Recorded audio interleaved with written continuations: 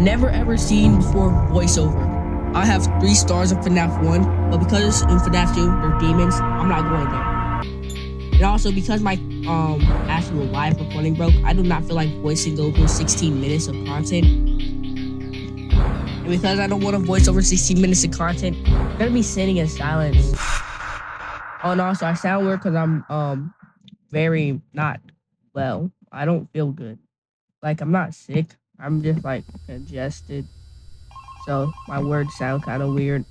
But yeah, the phone guy was very useful, and I figured out like mid-game how to actually do night 1 and 2. Yeah. New message. And also being congested made me sound like super high pitched for some reason. And also it's just partially because of the recording. I don't know why I booped it so many times. Like I only had to do it once per, but it's alright. But you know, it's protocol, so I have to walk you through the basics anyway. So, let's get started. We have security cameras all around the restaurant. And if you bring up the camera panel, you'll be able to view the feed from each camera by pressing the camera buttons on the minimap.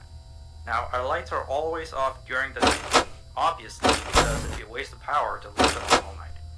So to actually see something on the cameras, you can activate the camera system's night vision mode. You activate night vision by clicking on the button of whatever camera you're currently viewing. So for example, say you want to see what's on camera 1. You bring up the camera panel, you click on the button that says Cam 01, and then to use night vision, you click on Cam 01 again. Once night vision is activated, you can click on any of the other cameras and view them with night vision as well. And you turn it off the same way you turn it on. Now, night vision takes more power than regular vision, so make sure you use it sparingly. Your first priority as a security guard here is to keep an eye on the animatronics. Those are really expensive machines, and we do not want them stolen. And you keep an eye on them through the cameras. We have quite a few animatronics here at Candy's. There's of course the cats Candy and Cindy, there's Chester the chimpanzee, there's the penguins, just lots I tell you. So, you also have 3 security doors in your office, each of which can be closed by pressing the door button by each door. These are here in case you're in some sort of danger, but personally I just use them to shut myself off from the world when I need a break. But don't let me be your role model on that one. You need to remember that closing these doors takes power, and the longer they're closed, the more power they drain. Now, I know that sounds kind of backwards, but you have to trust me on that one.